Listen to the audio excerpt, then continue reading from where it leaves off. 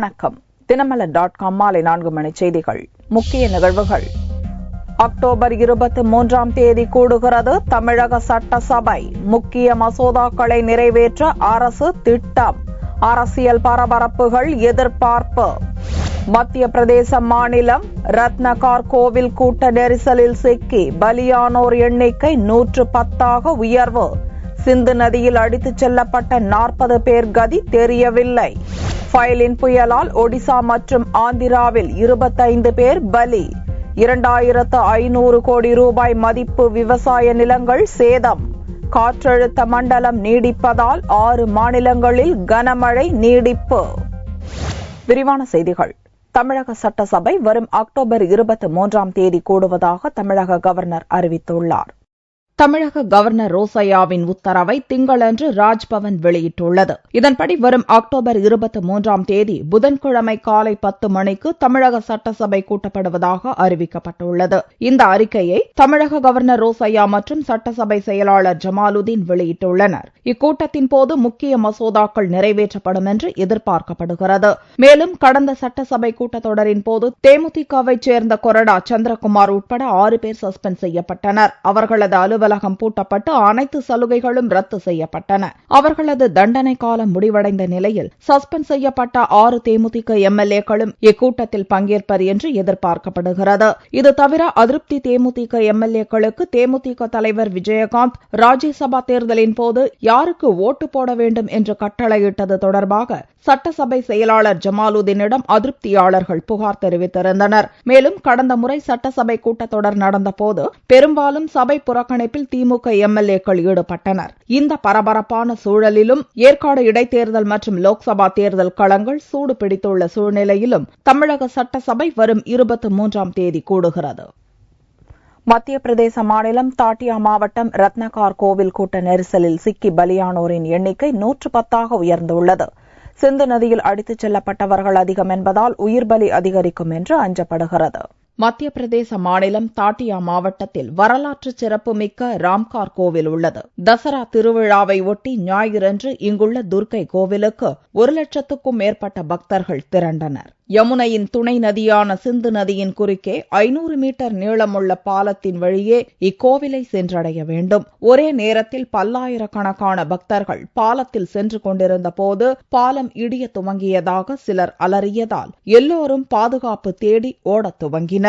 இன்னொரு புறம் கூட்டத்தை கட்டுப்படுத்த போலீசார் தடியடி நடத்தியதாகவும் அதனால் ஒரே திசையை நோக்கி கூட்டத்தினர் ஓடியதாகவும் கூறப்படுகிறது. இதனால் ஏற்பட்ட நெரிசலில் ஒருவரை ஒருவர் மிதித்துக் கொண்டு சென்றனர். இந்த நெரிசலில் சிக்கி 42 பெண்கள் 30 குழந்தைகள் உட்பட 110 பேர் பலியாகினர். 40க்கும் மேற்பட்டோர் நதியில் குதித்தனர். நதியில் சமீபத்திய மழை காரணமாக வெள்ளம் பெருக்கெடுத்து ஓடியதால் அவர்கள் அடித்துச் செல்லப்பட்டிருக்கக்கூடும் என்று அஞ்சப்படுகிறது.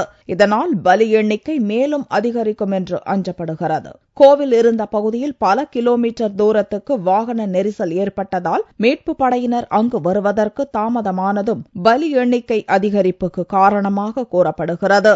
மருத்துவமனையில் பலத்த காயங்களுடன் சேர்க்கப்பட்டுள்ள 100க்கும் மேற்பட்டோரில் சிலரது நிலை கவலைக்கிடமாக உள்ளது. கடந்த 2006ஆம் ஆண்டு இதே பாலத்தில் கூட்ட நெரிசல் ஏற்பட்டதால் நதியில் குதித்த 50 பேர் வெள்ளத்தில் அடித்துச் செல்லப்பட்டு பலியாகினர் என்பது குறிப்பிடத்தக்கது. ஏற்கனவே இதுபோன்ற நெரிசல் ஏற்பட்ட முன்னுதாரணங்கள் இருந்த போதும் சொற்ப எண்ணிக்கையில் போலீசார் பாதுகாப்பில் ஈடுபடுத்தப்பட்டதே நிலைமையை கட்டுப்படுத்த முடியாமல் போனதற்கு காரணம் என்று கூறப்படுகிறது. மத்திய பிரதேசத்தில் சட்டசபை தேர்தல் அறிவிக்கப்பட்டு நன்னடத்தை விதிகள் அமலில் உள்ளதால் தேர்தல் கமிஷன் அனுமதி பெற்று பலியானோர் குடும்பத்துக்கு 1,50,000 லட்சம் ரூபாயும் படுகாயமடைந்தோருக்கு 50,000 ரூபாயும் நிவாரண உதவியாக முதல்வர் சிவராஜ் சிங் சௌகான் அறிவித்துள்ளார். ஒடிசா மற்றும் ஆந்திராவை புரட்டி போட்ட ஃபைலின் புயலால் 25 பேர் பலியாகியுள்ளனர்.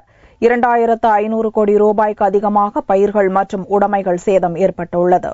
வங்கக்கடலில் உருவான ஃபைலின் புயல் சனிக்கிழமை 8 மணி அளவில் ஒடிசா மாநிலம் கோபல்பூரில் கரையை கடந்தது.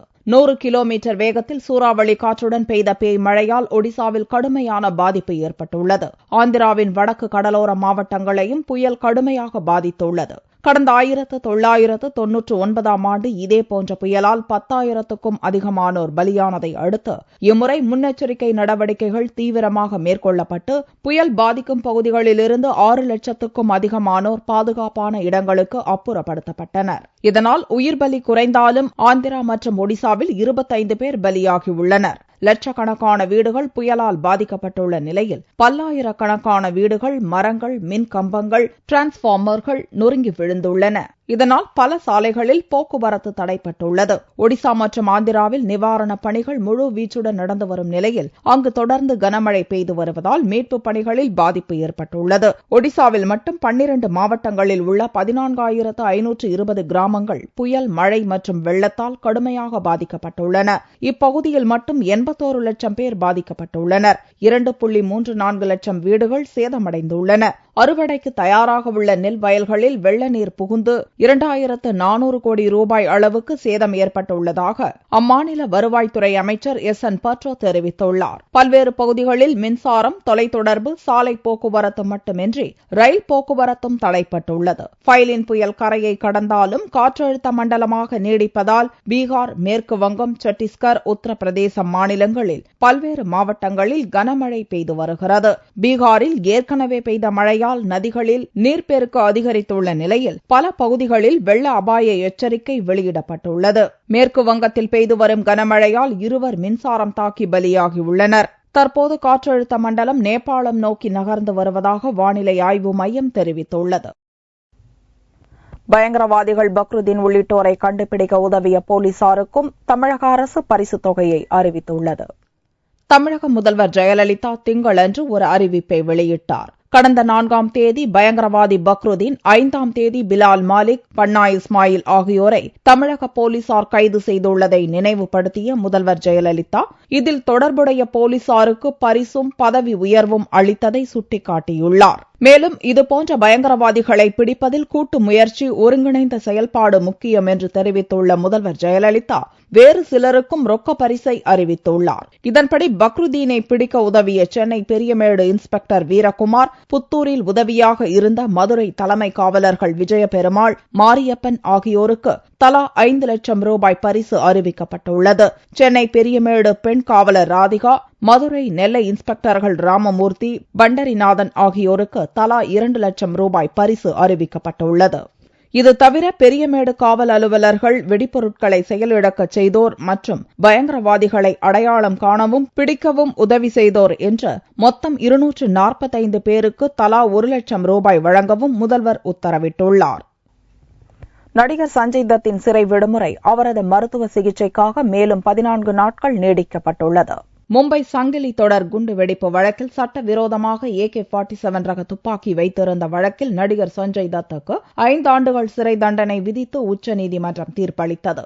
ஏற்கனவே 1.5 ஆண்டுகள் சிறை தண்டனை அனுபவித்த சஞ்சய் தத் எஞ்சிய தண்டனை காலத்தை அனுபவிப்பதற்காக எரவாடா மத்திய சிறையில் அடைக்கப்பட்டார். கால்வலி, ரத்த அழுத்தம் போன்ற உடல் உபாதைகளுக்காக மருத்துவ சிகிச்சை பெறுவதற்காக நடிகர் சஞ்சய் தத்தின் விடுமுறை விண்ணப்பத்தை ஏற்று அவருக்கு சிறை அதிகாரிகள் அக்டோபர் 1ஆம் தேதி முதல் 14 நாட்கள் விடுமுறை அளித்திருந்தனர். இதன்படி புதனன்று அவர் மீண்டும் சிறைக்கு செல்ல வேண்டும். இந்நிலையில் சிகிச்சை முழுமை பெறாததை சுட்டிக்காட்டி மேலும் 14 நாட்கள் விடுமுறை கோரி நடிகர் சஞ்சய் தத் விண்ணப்பித்திருந்தார். இதை ஏற்று அவருக்கு மேலும் 14 நாட்கள் விடுமுறையை சிறை அதிகாரிகள் அனுமதித்துள்ளனர்.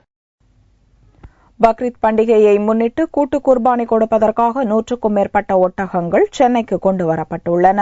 வசதி படைத்த முஸ்லிம்கள் கூட்டு குர்பானி கொடுப்பதற்காக ராஜஸ்தான் மாநிலத்திலிருந்து ஒட்டகங்களை சென்னைக்கு கொண்டு வந்துள்ளனர். 50,000 முதல் 60,000 ரூபாய் வரை கொடுத்து வாங்கி வந்துள்ள இந்த ஒட்டகங்களை ஒரு ஒட்டகத்திற்கு 7 பேர் வீதம் பங்கிட்டுக் கொள்வர்.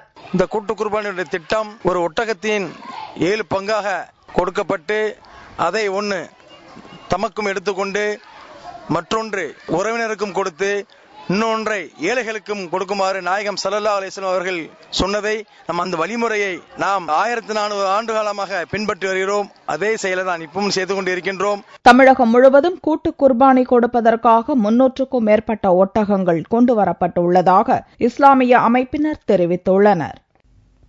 திருவாரூரில் கல்வி கடவுள் சரஸ்வதி கோவிலில் நடந்த சிறப்பு பூஜை மற்றும் வழிபாட்டில் பக்தர்கள் பலர் கலந்து கொண்டு சுவாமி தரிசனம் செய்தனர். கல்வி கடவுளாக வழிபடும் சரஸ்வதி தேவிக்கென்று நாட்டிலேயே திருவாரூரில்தான் தனி கோவில் அமைந்துள்ளது. தமிழ் புலவர் ஒட்டக்கூத்தர் வணங்கி புலமை பெற்று விளங்கும் இக்கோவில் 100 ஆண்டுகள் பழமை வாய்ந்தது. சரஸ்வதி பூஜை மற்றும் விஜயதசமி பண்டிகையின் போது இக்கோவிலுக்கு பல்வேறு மாநிலங்களிலிருந்தும் பக்தர்கள் வந்து தரிசனம் செய்கின்றனர். ஞாயிற்றுக்கிழமையன்று சரஸ்வதி பூஜையை முன்னிட்டு இங்கு சிறப்பு பூஜைகள் மற்றும் சிறப்பு யாகங்கள் நடந்தன. சரஸ்வதி தேவியின் பாத தரிசன நிகழ்ச்சியின் போது மாணவ மாணவிகள் தங்களுடைய பாட புத்தகங்களை கொண்டு வந்து கோவிலில் வைத்து வழிபட்டனர். இங்கே சரஸ்வதி ஞான சரஸ்வதியாக சின்முத்திரை அக்ஷமால கிண்டி புஸ்தகத்துடன் பத்மாசனத்தில் அமர்ந்த திருக்கோலம். இங்கே சாரதா நவராத்திரி அதிவிசேஷமாக நடைபெற்று வருகிறது. அதில் இன்று சரஸ்வதி பூஜையானது மிக விசேஷமாக அம்பாளுடைய பாதத்தை தரிசனம் செய்வது விசேஷம். இதனிடையே திங்கட்கிழமையன்று சரஸ்வதி கோவிலில் கொண்டாடப்பட்ட விஜயதசமி பண்டிகையில் பக்தர்கள் ஏராளமானோர் கலந்து கொண்டனர். மதுரை மீனாட்சி அம்மன் கோவிலில் நவராத்திரி 9ஆம் நாள் விழாவில் அம்மன் சிவபூஜை அலங்காரத்தில் எழுந்தருளி பக்தர்களுக்கு காட்சியளித்தார். நவராத்திரி கலைவிழா மதுரை மீனாட்சி அம்மன் கோவிலில் கடந்த 5ஆம் தேதி கோலாகலமாக துவங்கியது. அன்றைய தினம் முதல் அம்மன் பல்வேறு அலங்காரங்களில் எழுந்தருளி பக்தர்களுக்கு அருள் பாலித்து வருகிறார். 9ஆம் நாள் விழாவில் மீனாட்சி அம்மன் சிவபூஜை திருக்கோலத்துடன் காட்சியளித்ததை ஆயிரக்கணக்கான பக்தர்கள் கண்டு தரிசித்தனர். ஃபர்ஸ்ட் டைம் நவராத்திரி பூஜை கொலுக்கு வர்றது, அந்த வாமன அவதாரம், ராமாயணத்துல என்னென்ன கதைகள், கும்பகர்ணம், மகாபாரதம், அப்படி பாத்தீங்கன்னா உருவத்திலையும் ஒரு கதை. நீ எந்த சாமியை பார்த்தாங்களோ அதுக்கு ஒரு கதை. இந்திரலோகத்திலிருந்து பிரம்மலோகத்திலிருந்து அதோட அவதாரம்லாம் அவ்வளோ பிரம்மாண்டமா ரொம்ப அருமையா நல்லா பண்ணிருக்காங்க. மகிஷனை வதம் செய்து தீமையை அழித்ததால் ஏற்பட்ட பாவம் நீங்க அம்பிகை சிவனை பூஜிப்பதை உணர்த்தும் வகையில் நவராத்திரி திருவிழாவில் அம்மன் சிவபூஜை அலங்காரத்தில் காட்சியளித்தார். மீனாட்சி அம்மன் கோவிலில் 9 நாட்கள் நடந்த நவராத்திரி விழாவில் லட்சக்கணக்கான பக்தர்கள் கலந்து கொண்டனர். கோவை ராமலிங்க சௌடேஸ்வரி அம்மன் கோவிலில் கத்தி போடும் விழாவில் சிறுவர்கள் உட்பட பலர் கலந்து கொண்டு உடலில் கத்தியால் கீறி நேர்த்திக்கடன் செலுத்தினர். கோவையில் உள்ள ராமலிங்க சௌடேஸ்வரி அம்மன் கோவிலில் ஆண்டுதோறும் நவராத்திரி விழாவில் பாரா கத்தி போடும் நிகழ்ச்சி நடந்து வருகிறது. இந்த விழாவில் ஒரு குறிப்பிட்ட சமூகத்தினர் கலந்து கொண்டு உடலில் கத்தியால் கீறி நேர்த்திக்கடன் செலுத்தி வருகின்றனர்.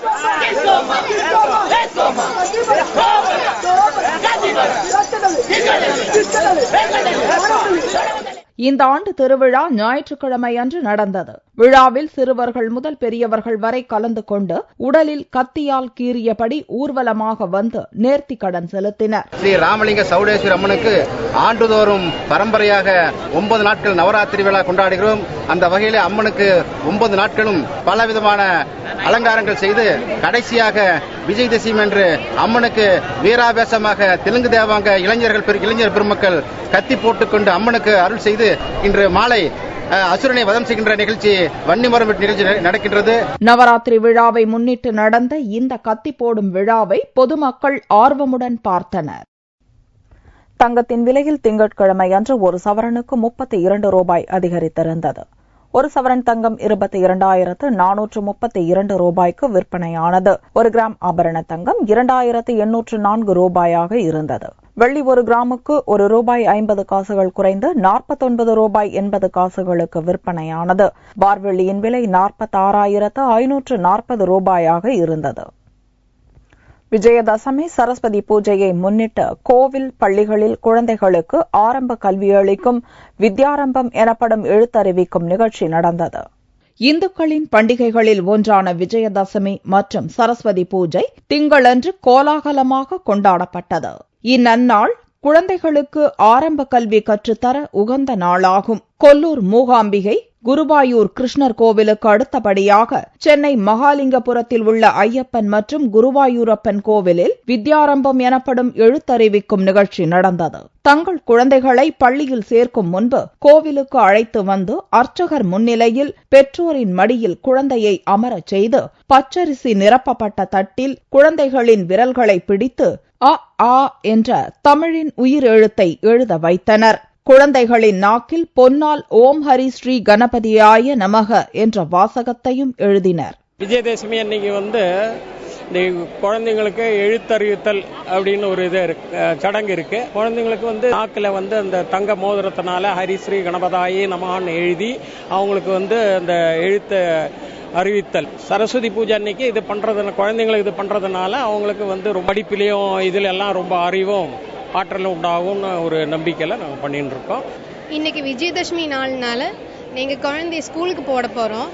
அதுக்கு முன்னாடி சரி கோவில்ல அவங்க வித்தியை ஆரம்பிச்சா இனியும் மேற்கொண்டு எல்லா படிப்பும் நல்லா வருங்கிறதுக்காக நாங்கள் இந்த கோவிலுக்கு வந்திருக்கோம். இதேபோல் நெல்லை சரஸ்வதி கோவிலில் நடந்த வித்யாரம்பம் நிகழ்ச்சியில் ஏராளமான பெற்றோர் தங்களது குழந்தைகளை அழைத்து வந்து எழுத்தறிவித்தனர். சென்னை, நெல்லையை போன்று மதுரையில் இந்து ஆலய பாதுகாப்பு குழு சார்பில் ஸ்ரீ சாரதா வித்யாபவனம் மெட்ரிக் பள்ளியில் எழுத்தறிவித்தல் நிகழ்ச்சி நடந்தது. மீண்டும் செய்திகள் இந்திய நேரப்படி இரவு 8 மணிக்கு. வணக்கம்.